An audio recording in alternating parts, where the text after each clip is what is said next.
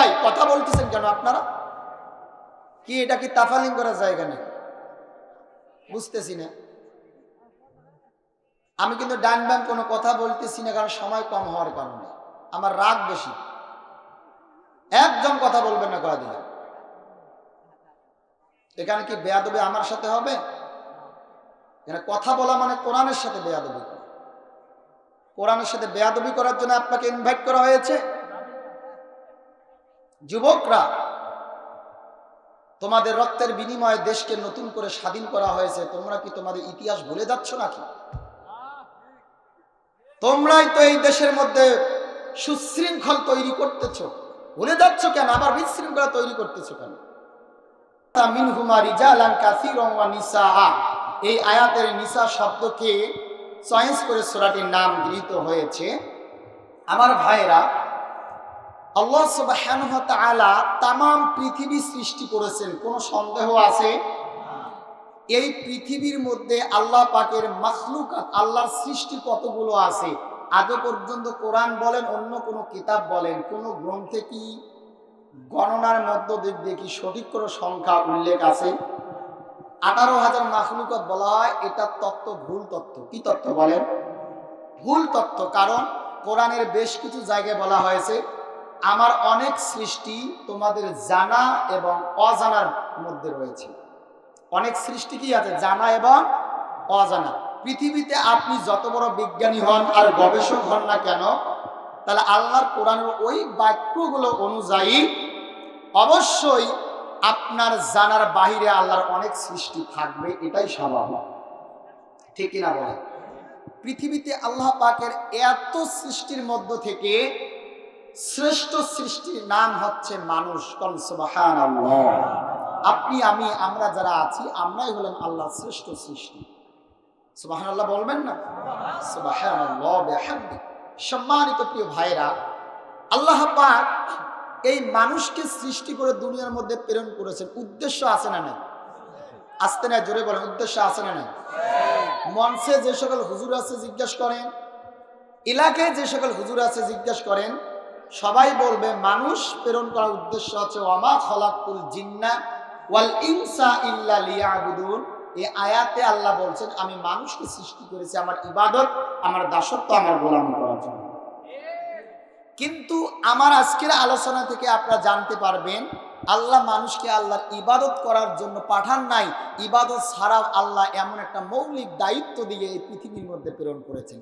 সেই দায়িত্বটা কি, সেই কাজটি কি, এটা আমাদেরকে জানতে হবে। ঠিক কিনা বলেন? বলেন, জানার প্রয়োজন আছে কি নাই? অবশ্যই জানার প্রয়োজন আছে। আমার ভাইয়েরা, আল্লাহ পাক তার সৃষ্টির মধ্যে সবচাইতে মহাব্বত করে মানুষকে। আল্লাহ পাক মানুষকে সৃষ্টি করে বলেন তো আগেই দুনিয়ার মধ্যে প্রেরণ করেছেন নাকি দুনিয়া পাঠানোর আগে কোনো একটা জায়গায় রেখেছেন? কোথায় রেখেছেন? জান্নাতে রেখেছেন। কোথায়? সাইয়েদিনা আদম আলাইহিস সালামকে সৃষ্টি করে কোথায় রাখা হয়েছে? জান্নাতে। আল্লাহ পাকের একটা হুকুমকে ওভারটেক করার কারণে অনেক ঘটনা আল্লাহ পাক পরবর্তীতে মানুষকে দুনিয়ার মধ্যে প্রেরণ করেছেন। আল্লাহ পাক বলছেন যে আমার পক্ষ থেকে হেদায়াত যাবে, যারা এই হেদায়াত অনুযায়ী জীবন পরিচালনা করবে আমি আল্লাহ তাদেরকে আবার ওই জান্নাতের মধ্যে নিয়ে আসব। আমি সারমর্ম বলছি, ব্যাখ্যায় যাচ্ছি না, খেয়াল করেন। তো এই মানুষগুলো দুনিয়ার মধ্যে আসার পরে কি হলো? এরা নফস এবং প্রবৃত্তির গোলামি শুরু করে দিল। কার গোলামি শুরু করে দিল বলেন?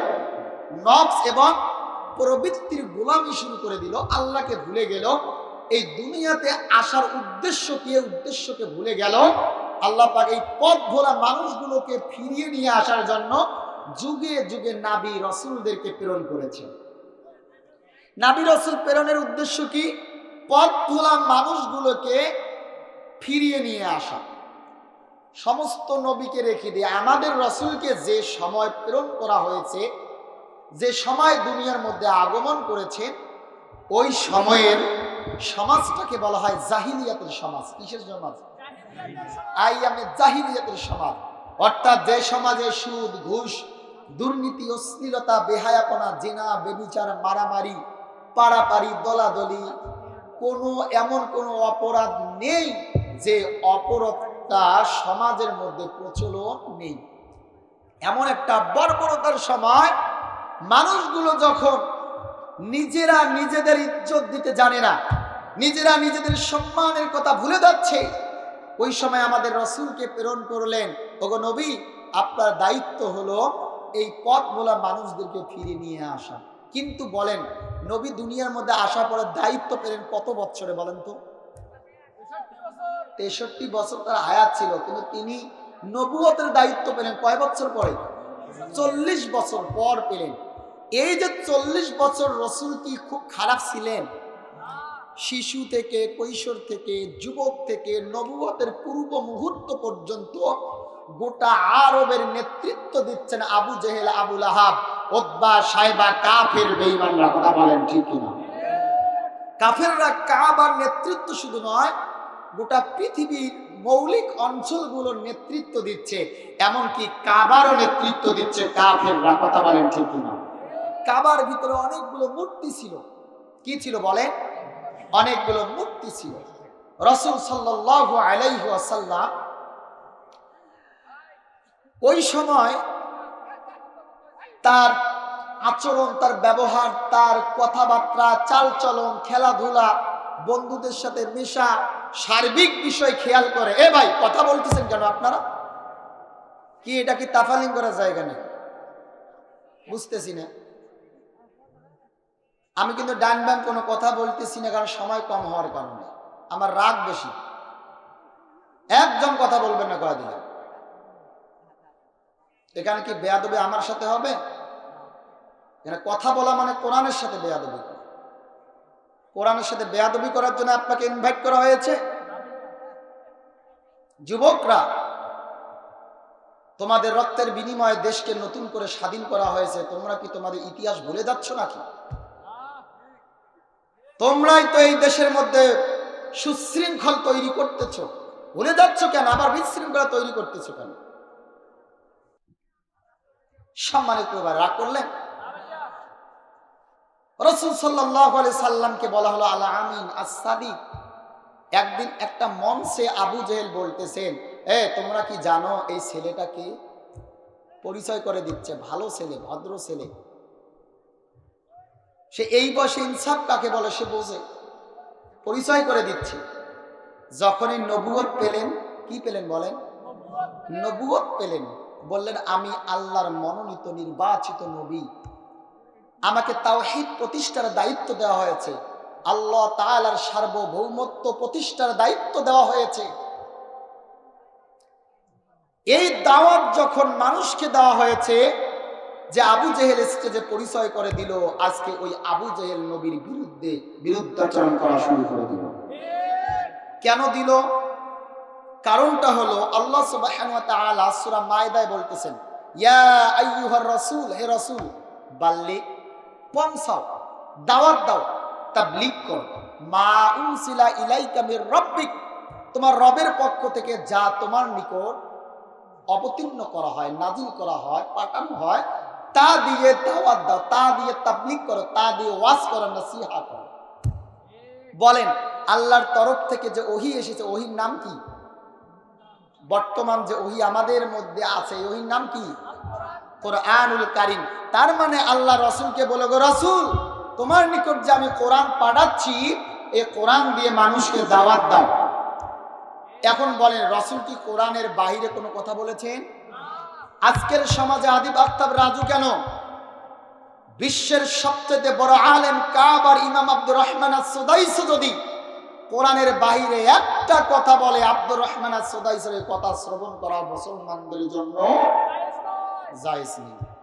তো আজকে আমাদের বাংলাদেশে যে সকল মৌলবীরা কিসসা, গল্প, আজগবি কাহিনী, পীর সাহেবের কথা, মুরব্বির কথা দিয়ে দোহাই দিচ্ছে, এদেরটা কি হবে বলেন?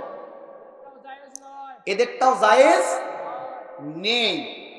আর যার কারণে তাদের দাওয়াতের মধ্যে কোনো বাধা আসে না, কেউ গালিগালাজ করে না, দাওয়াত দিয়ে তাদেরকে খাওয়ায়। কিন্তু দেখেন যে রাসূলের এত প্রশংসা, যখনই রাসূল কোরআন দিয়ে দাওয়াত দিচ্ছেন, রাসূলের উপরে বিরোধিতা শুরু হয়েছে। আজও যারা কোরআন দিয়ে দাওয়াত দেয়, তাদের উপরেই বিরোধিতা শুরু হয়ে যায়। কথা বলেন ঠিক কিনা? আজ থেকে যেমন ঠিক কিনা? ও আমার ভাইয়েরা, রাসূল কোরআন দিয়ে দাওয়াত দিয়েছেন, কারো চক্রাঙ্কানো দেখে কোরআনের দাওয়াত বন্ধ। এখন আসেন, কেন দাওয়াত দিলেন? কারণ এটি ছিল তার মৌলিক দায়িত্ব, এটি ছিল তার উদ্দেশ্য, পথ ভোলা মানুষদেরকে আলোকিত পথে নিয়ে আসা। আর কোরআন নাজিল করে দিয়ে আল্লাহ পাক বলছেন, কিতাবুন আনজালনা ইলাইকা লিতুখরিজান নাসা মিনাজ যুলুমাতি ইলান নূর। এই কোরআন নাজিল করার উদ্দেশ্য একটাই, পথ ভোলা মানুষদেরকে অন্ধকারের রাস্তা থেকে ঘোরায়া ফিরায়া আলোর পথ, জান্নাতের পথ, সহজ সরল পথ দেখিয়ে দেয়া। ঠিক কিনা বলেন?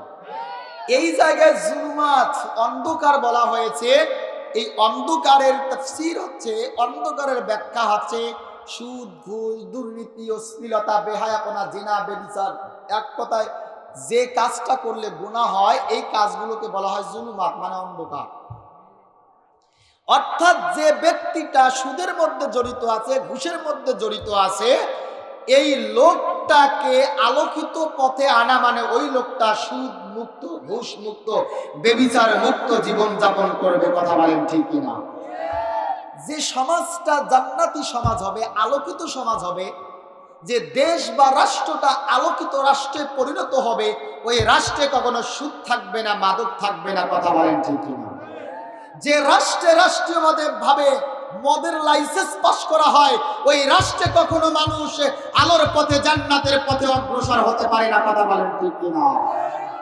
কোরআন এসেছে একটা সমাজকে, একটা দেশকে, একটা রাষ্ট্রকে আলোকিত তৈরি করা। অর্থাৎ মানুষ যে সমাজে বসবাস করবে, যে দেশ বা রাষ্ট্রে বসবাস করবে, ওই দেশটা, ওই রাষ্ট্রটাই যেন একটা জান্নাতের টুকরা হয়ে যাবে।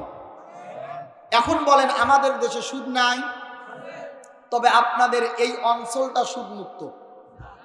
এখানেও আছে, ঘুষ আছে, দুর্নীতি আছে, বেহায়াপনা আছে, পরকীয়া নাই, পরকীয়াও আছে। বাপরে বাপ, স্বামী একটু বিদেশ গেলেই কাম সারা। কথা কয় না? এ মায়েরা, সাবধান হতে হবে তো। তার মানে কোরআনের ভাষায় আমাদের সমাজ হলো অন্ধকার সমাজ। আমাদের বাংলাদেশটা হলো অন্ধকার বাংলাদেশ। এই বাংলাদেশকে, তরুণ যুবক ভাইরা, এই বাংলাদেশকে আলোকিত বাংলাদেশ গড়তে হলে আগামীর বাংলাদেশ কোরআনের বাংলাদেশে রূপান্তরিত করতে হবে। এই বাংলাদেশকে জান্নাতি বাংলাদেশ তৈরি করতে হলে আগামীর বাংলাদেশ ইসলামী বাংলাদেশে রূপান্তরিত করতে হবে। কথা বলেন ঠিক কিনা? তাহলেই এই দেশটা অন্ধকার মুক্ত, জাহিলিয়াত মুক্ত দেশে পরিণত হয়ে যাবে। কথা কন ঠিক কিনা? আমাদের রাসূল যে যুগে আগমন করলেন, মেয়েদের কোনো ইজ্জত ছিল না, মেয়েদের কোনো সম্মান ছিল না।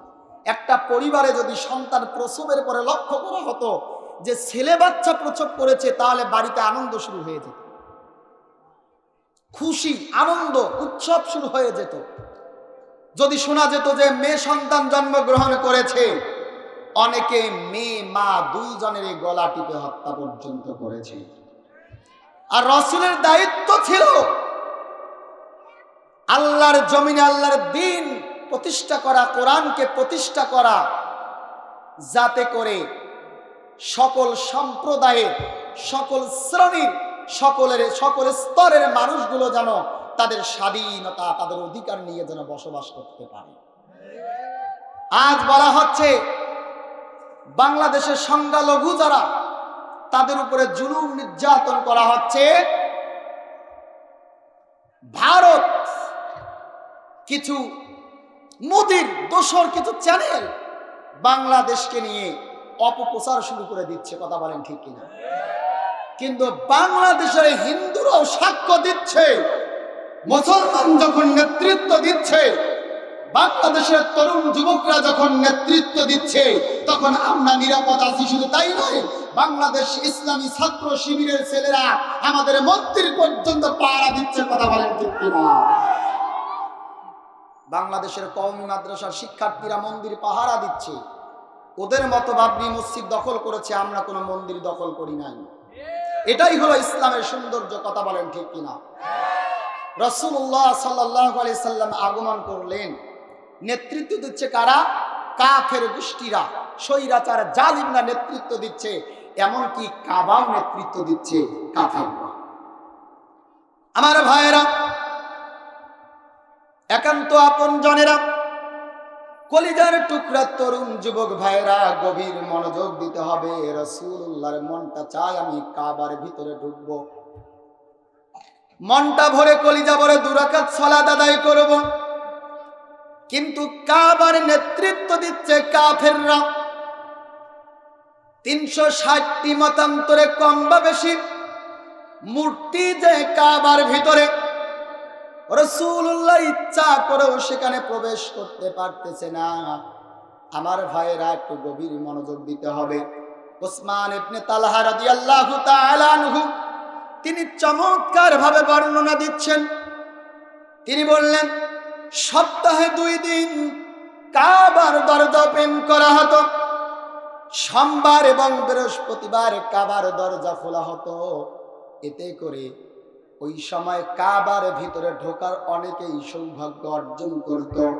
হিজরতের পূর্বে একদিন রাসূলুল্লাহর সামনে যখন কাবার দরজা ওপেন করা হলো, কাবার দরজা যখন খোলা হলো, রাসূলুল্লাহ কাবার ভিতরে প্রবেশ করবেন, কিন্তু ওসমান এখনো ইসলাম গ্রহণ করেন নাই। তিনিও কাফেরদের পক্ষ থেকে কাবার দরজার নেতৃত্ব দিচ্ছে, অর্থাৎ কাবার দরজার চাবি ছিল এই ওসমানের নিকট। সে অকাষ্ট ভাষায় গালিগালাজ করলেন। রাসূলুল্লাহ সাল্লাল্লাহু আলাইহি ওয়াসাল্লাম তিনি কোনো প্রতিবাদ করলেন না, শুধুমাত্র কেবলমাত্র ওসমান তার গালিগালাজ দেখে আমাদের প্রিয় রাসূল ধৈর্য ধারণ করলেন। একটা জবাব শুধু দিলেন আর বললেন, ওসমান শোনো, আজকে তুমি আমাকে কাবার ভিতরে ঢুকতে দিচ্ছ না, বাধা প্রদান করতেছ। কাবার মালিক আল্লাহ সুবহানাহু ওয়া তাআলার কুদরতে পায়ে আমি সিজদা অবনত করব, তুমি আমাকে বাধা দিচ্ছ, সুযোগ দিচ্ছ না রে। শোনো ওসমান, একটা মুহূর্ত চলে আসবে, একটা সময় এক্ষুনি আসবে, এই কাবার দরজার চাবিটা ওই দিন আমি মুহাম্মদের হাতের মধ্যে দেখতে পারবে সাল্লাল্লাহু আলাইহি ওয়াসাল্লাম। ওই দিন আমার মনটা যাকে চাই আমি তার হাতেই এই চাবিটা দিয়ে দিব। ওসমান বললেন, তাই নাকি? যে হ্যাঁ, এই যদি হয় তাহলে ওই দিন কুরাইশ বংশ অপমানিত হবে, লাঞ্ছিত হবে। রাসূলুল্লাহ বললেন, না, বরং ওই দিন আজাদ হবে, সম্মানিত হবে কুরাইশ বংশ। আমার ভাইয়েরা, রাসূলুল্লাহ হিজরত করলেন। কাফেরদের জুলুম নির্যাতনের চূড়ান্ত পর্যায়ে দেয়ালের মধ্যে যখন পিঠ লেগে গেল, আল্লাহ রাব্বুল আলামিনের নির্দেশে হিজরত করে যখন মদিনায় চলে গেল, আমার ভাইরা মক্কা বিজয় হয়ে গেল। লম্বা ঘটনা, অনেক বর্ণনা, শুধু সংক্ষিপ্ত ভাবে সারমর্মগুলো বলতেছি। মক্কা বিজয়ের পরে ওসমান ইবনে তালহার ওই দিনের কথা মনে পড়ে গেল। সে ভয় পেয়ে গেল, হারে আজকে মক্কা বিজয় হয়েছে, মক্কা তো মুসলমানদের হাতে চলে গেল, আমার হাতে চাবি আছে, এই চাবি তো আর আমার নিকট থাকবে না। সে ভয় পেয়ে চাবি হাতে করে নিয়ে ছাদের উপরে লুকিয়ে গেল, পালিয়ে গেল। রাসূলুল্লাহর নির্দেশ পেয়ে হযরতে আলী রাদিয়াল্লাহু তাআলা আনহু উসমানের নিকট থেকে জোর করে চাবি কেড়ে নিয়ে আসলেন। রাসূলুল্লাহ যখন আলীর নিকট চাবি চাইলেন, আলী রাদিয়াল্লাহু তাআলা আনহু চাবি দিতে যখন একটু অস্বীকৃতি করলেন, কারণ নবী হয়তোবা চাবিটা আবার উসমানের হাতের মধ্যে দিয়ে দিবে। আমার ভাইয়েরা, সে যখন চাবি দিতে অস্বীকৃতি করলেন, এই চাবিটা রাসূলুল্লাহর নির্দেশে নেওয়া হয়েছে, মানে এখনো পর্যন্ত চাবিটা তার কাছে আমানত হিসেবে রয়েছে। আমানত চাওয়া মাত্রই হকদারদের কাছে দিতে হবে, সম্পাদন করতে হবে। এই আমানত দিতে যখন অস্বীকৃতি করলো, রব্বে কাবার মালিক আল্লাহ সুবহানাহু ওয়া তাআলা গোটা বিশ্ববাসীকে আমানতের গুরুত্ব, তাৎপর্য, আমানত কত প্রকার, কি কি আমানত আদায় করলে পুরস্কার কি, আমানত খেয়ানত করলে শাস্তি কি, বোঝার জন্য কোরআনুল কারীমের 114টি সূরার মধ্য থেকে কোরআনুল কারীমের সূরা আন-নিসার 58 নম্বর আয়াতে কারীম বিশ্ব নবীর উপরে অবতীর্ণ করেন। কোন সুবহানাল্লাহ। রাসূলুল্লাহ উসমানকে ডাক দিয়ে বললেন, উসমান, তোমার কি মনে নেই? সমস্যা? তোমার কি স্মরণ নেই আমি আজকের কথা তোমার অনেক আগে বলেছি? ওসমান থমকে দাঁড়িয়ে গেল, চুপ থেকে চিন্তা ভাবনা করে রাসূলুল্লাহর হাতে হাত রেখে কালিমা পড়ে মুসলমান হয়ে গেল। রাসূলুল্লাহ চাবিটা আলীর কাছ থেকে নিয়ে উসমানের হাতে দিয়ে বললেন, উসমান, নেও এই যে তা চাবি, তোমার বংশ থেকে কিয়ামত পর্যন্ত মুসলমানদের হাত থেকে কাবার চাবি আর কেউ নিতে পারবে না। মক্কা বিজয় হয়েছে, আজ পর্যন্ত ওই কাবার চতুর্দিকে যারা তাওয়াফ করে বলেন মুসলমান ছাড়া অন্য কোন সম্প্রদায়ের কেউ কি ঢোকার সাহস পেয়েছে? কিয়ামত পর্যন্ত পাবে না। সুবহানাল্লাহ। এই হলো আয়াতের শানে নজুল। আসেন এখন এই আয়াতে আল্লাহ কি বলতেছেন, আয়াতের শিক্ষাটা কি? আপনাকে রাগ করতেছেন? আপনাদেরকে আমি 2 মিনিট কষ্ট দেব। কি দিব ভাই বলেন? কষ্ট দিব। কেন কষ্ট দিব জানেন? এই মাহফিলের সৌন্দর্য তৈরি করার জন্য। ভলান্টিয়ার ভাইয়েরা রাস্তায় থাকবেন, একজনও যেন পিছনে যেতে পারে না। সবাই তাকবীর ধরবেন, এই এলোমেলো না থেকে এই সামন জায়গাটার মধ্যে এসে গোল করে বসে পড়বেন। কি বুঝতে পারেন না মনে হয়? তাকবীর ধরবো, সবাই দাঁড়াবেন, আল্লাহু আকবার বলে চেপে আসবেন, একে ঠেলা দিয়ে এসে সামনে বসবেন। এই যে ভাইয়েরা আরো একটু আগে আসবেন। কি এই কষ্টটুকু করা যাবে? কোরআনের মহাব্বতে আজকের মাহফিলে পরিবেশ তৈরি করার জন্য এই আমলটা করবেন। এ যুবক ভাই, জায়গা জি, লিল্লাহে তাকবীর। সবাই দাঁড়ান, কষ্ট করে লিল্লাহে তাকবীর। আমি দেখতেছি কিন্তু একজনও যাবেন না। আসেন সবাই চেপে আসেন, দ্রুত দ্রুত। ভাই আমি সংক্ষিপ্ত, আমি আয়াতের শিক্ষা তুলে ধরার চেষ্টা করবো, খুব দ্রুত চেপে আসেন।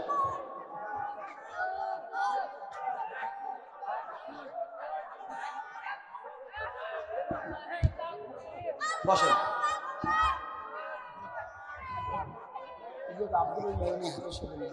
না চা লাগবে না,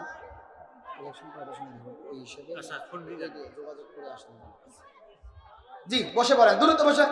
এ ভাইয়া, এই বসেন বসেন বসেন বসেন দ্রুত।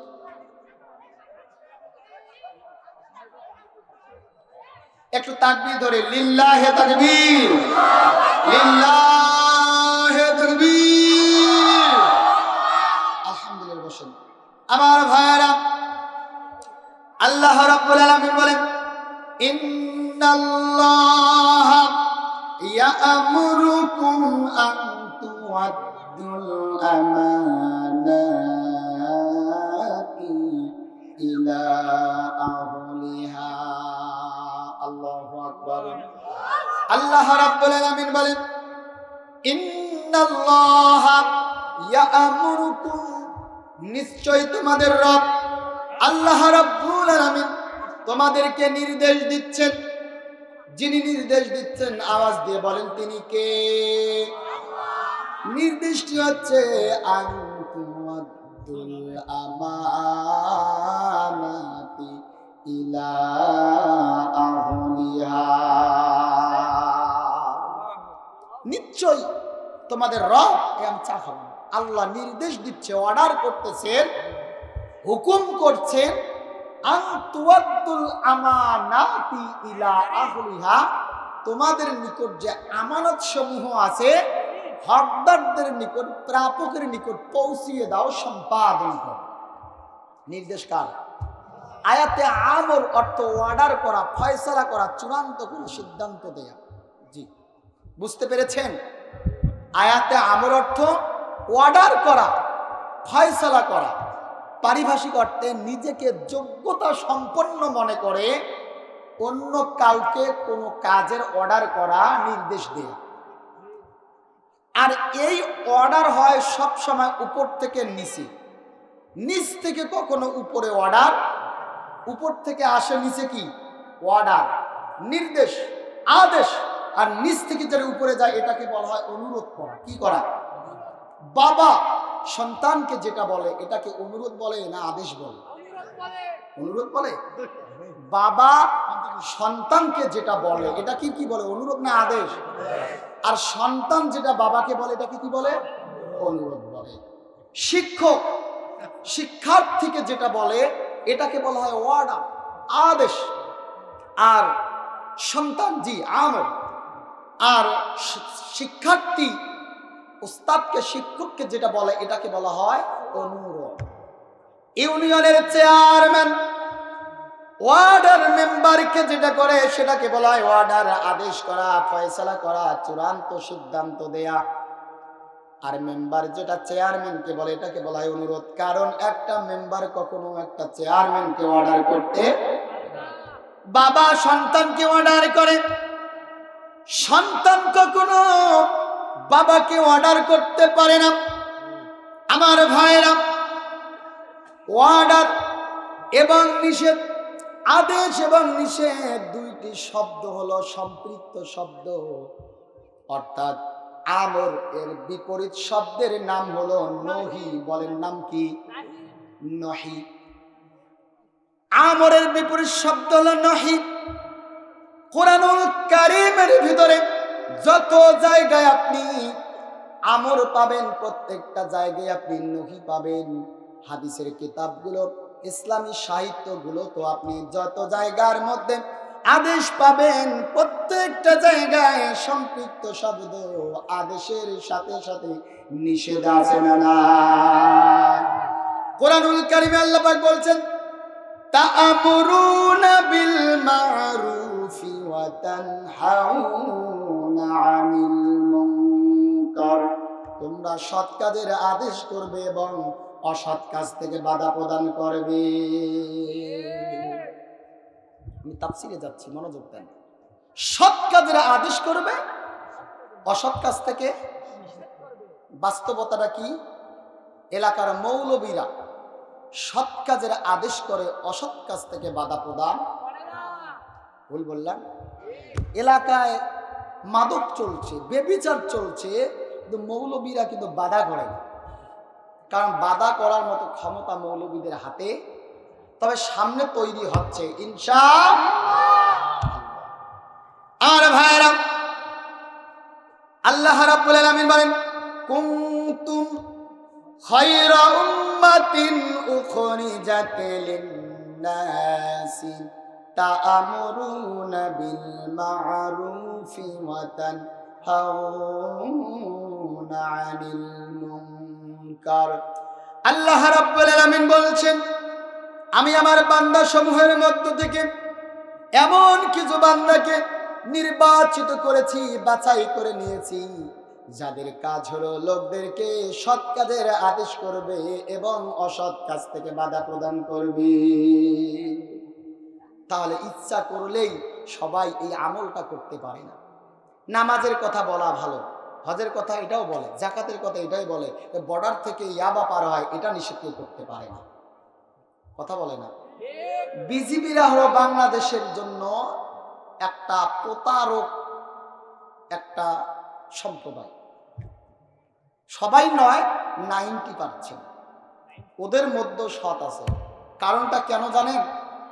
বর্ডারের মধ্যে বিজিবিরা থাকার পরেও গাঁজা ধরা পড়ে যায় তিস্তার মুখে। কথা কয় না? গাঁজা ধরা পড়ে কোথায়? তা তিস্তায় যদি গাঁজার টুকরা ধরা পড়ে, তা তুমি বিজিবি বর্ডারে করো কি? কথা বলে না কেন? প্রতারক, দেশের সাথে প্রতারণা করতেছে এরা। কথা বলেন ঠিক কিনা? বিজিবিরা যদি উদ্যোগ নেয়, বাংলাদেশের যুব সমাজ মাদক থেকে বিরত থাকতেই পারে। কথা বলেন ঠিক কিনা? যারা মাদকের ব্যবসা করে এদের পকেট গরম করে বিদায় তাদের ব্যবসা চলে। কথা বলে না? আরে আওয়ামী লীগ থাকলে তার এগুলো কথা বলতেন না। কথা বলে না? একটু তো বলতে হবে, তাই না আমার ভাইয়েরা? তাহলে আল্লাহ রাব্বুল আলামিন বলছেন ইন্নাল্লাহা ইয়া'মুরুকুম বলার মাধ্যমে যে নির্দেশটি আল্লাহ দিয়েছেন, এই নির্দেশটি মান্য করা প্রত্যেক মুসলমান নর এবং নারীর জন্য আবশ্যক। আর এই নির্দেশটি হলো আনতুআদ্দুল আমানাত, অর্থাৎ আমানত সমূহ আদায় করা। আদায় শব্দটি হলো আরবি শব্দ, যার বিপরীত শব্দ হলো কাজা করা। আল্লাহ রাব্বুল আলামিন ইন্নাল্লাহা ইয়া'মুরুকুম বলার মাধ্যমে আদেশ করেছেন, অর্ডার করেছেন, কাজার কথা কিন্তু বলেন নাই। তাল বাহানা করা, গড়িমসি করা হলো কাজা করা। আল্লাহ রাব্বুল আলামিন বলেন, যারা টাল বাহানা করে, যারা নাকি গড়িমসি করে, এরাই হলো জালিম সম্প্রদায়। ইমানদার হবে যারা, মুমিন যারা, তারা সঙ্গে সঙ্গে হকদারদের নিকট হক আদায় করে। কথা বলেন ঠিক কিনা? আজকের কাজ আজকেই করতে হবে, এ সপ্তাহের কাজ এ সপ্তাহে করতে হবে, এ সপ্তাহের কাজ আগামী সপ্তাহ করলে চলবে না, আজকের কাজ কালকে করলে চলবে না। আমার ভাইরা দেখেন না, আপনারা কারো কাছে যদি কোনো কিছু গচ্ছিত রাখার জন্য দেওয়া হয়, আমানত অর্থ গচ্ছিত রাখা, নিরাপদ রাখা, অর্থাৎ একজন ব্যক্তির উপরে আস্থা এবং ভরসা রেখে কোনো কিছু তার কাছে আমানত রাখা, গচ্ছিত রাখতে দেয়া। আমার ভাইরা হকদার যখন ফেরত চায়, দেখবেন যারা জালিম তারা বলে, ভাই রে আজকে দিব না, আগামী কালকে দিব, কারণ আমি একটু ব্যস্ত আছি, আগামী কালকে চাইলে বলে পরশু দিন দিব, এ সপ্তাহে নয় আগামী সপ্তাহে দিব, এ মাসে নয় পরের মাসে দিব, এ বছর নয় আগামী বছরে দিব। এভাবে টাল বাহানা করে, গড়িমসি করে, এটার নাম আদায় নয়। আল্লাহ পাক বলে, ইন্নাল্লাহা ইয়া'মুরুকুম, নিশ্চয় তোমাদের রব নির্দেশ দিচ্ছেন, অর্ডার করছেন, কাজার কথা বলছেন। আল্লাহ বলছেন, আদেশ করতেছি, আনতুআদ্দুল আমানাত, আদায় করো, সঠিক সময় সম্পাদন করো। আমার ভাইরা, রব্বুল আলামিন কোরআনুল কারীমের মধ্যে বলেন, ওয়ালা তা'তাদু ইন্নাল্লাহা লা ইউহিব্বুল মু'তাদিন।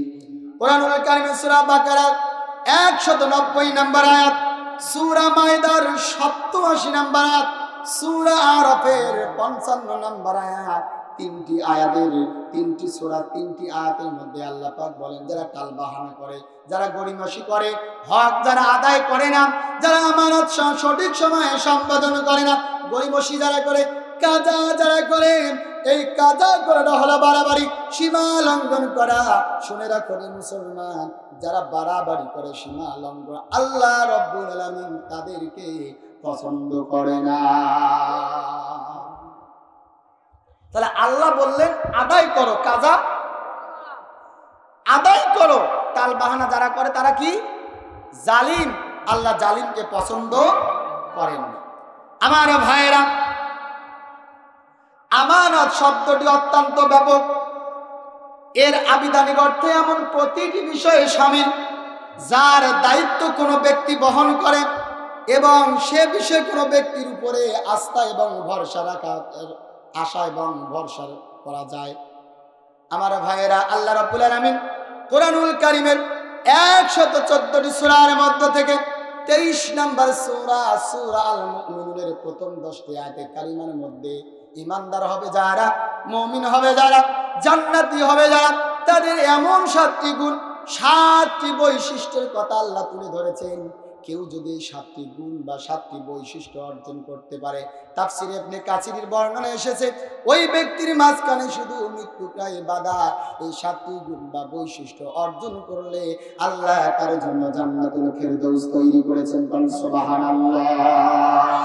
আমার ভাইরা, এই 7টি গুণের মধ্যে অন্যতম গুণ হলো, গুরুত্বপূর্ণ বৈশিষ্ট্য হলো আমানত। আল্লাহ রাব্বুল আলামিন বলেন, ওয়াল্লাযীনা হুম লিআমানাতিহিম ওয়া আহদিহিম রাউন। আল্লাহ রাব্বুল আলামিন বলেন, জান্নাতি ব্যক্তি হলো তারা, জান্নাতে যাবে কেবল তারা যারা তাদের আমানত সমূহ এবং প্রতিশ্রুতি দিলে, ওয়াদা দিলে তারা রক্ষা করে, আমানত রাখতে দিলে তারা গচ্ছিত করে রাখে, সংরক্ষণ করে রাখে। হকদাররা চাওয়া মাত্র এই সঠিক সময়ে হকদারদের নিকট হক আমানত আদায় করে। গভীর মনোযোগ চাই। এই আয়াতে আল্লাহ রাব্বুল আলামিন এখানে 2 ধরনের আমানতের কথা বলেছেন। বলেন কয় ধরনের? তাহলে আপনাকে আমানত আদায় করতে হবে, সঠিক সময়ে এই মাহফিল থেকে নিয়ত করতে হবে, এখন থেকে আমি আমানত আদায় করব। দুই ধরনের আমানতের কথা বলা হয়েছে, সবাই মিলে উচ্চ কণ্ঠে বলতে হবে। কয় ধরনের আমানত? নাম্বার 1, আমার দিকে তাকান।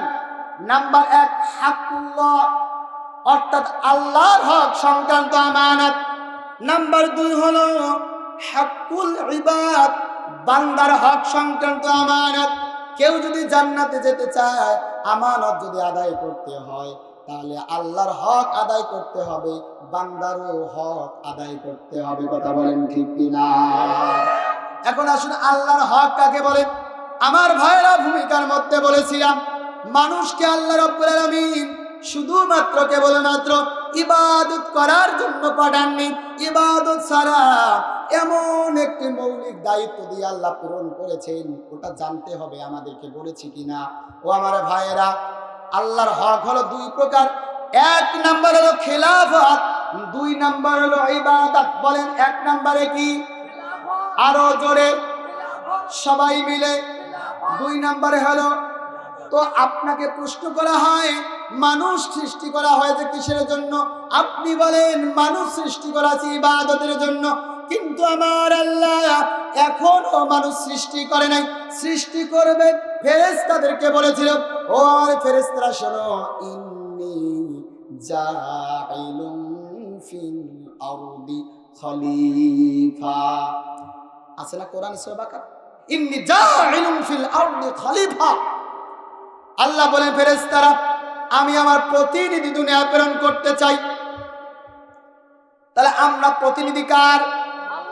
আস্তে না জোরে বলেন। তাহলে আমরা আল্লাহর প্রতিনিধি, দুনিয়ার মধ্যে সে প্রতিনিধিত্ব করার জন্য। এরপরে ইবাদত। তাহলে আল্লাহর হক যদি আদায় করতে হয়, তাহলে আপনাকে আমাকে খেলাফতের দায়িত্ব পালন করতে হবে। অর্থাৎ জমিন যার আইন চলবে, তার আল্লাহর জমিন থেকে গায়রুল্লাহর প্রভুত্ব খতম করে, মানুষের তৈরি করা আইনকে দুর্বৃত্ত করে এক আল্লাহর আইন, এক আল্লাহর সার্বভৌমত্ব প্রতিষ্ঠার জন্য আন্দোলন করতে হবে। খেলাফত প্রতিষ্ঠার জন্য সংগ্রাম করতে হবে, লড়াই করতে হবে, চেষ্টা চালাতে হবে। এরপরেই ইবাদত করতে হবে। কথা বলেন ঠিক কিনা? আরো বলেন ঠিক কিনা? খেলাফত, ইবাদত। 1 নম্বরে আল্লাহর হক হলো খেলাফত, 2 নম্বর আল্লাহর হক হলো ইবাদত। ইবাদতটা কি? গোলামি করতে হবে কার? দাসত্ব করতে হবে কার? সমস্ত নবীরা বলেছিলেন, ক্বালা ইয়া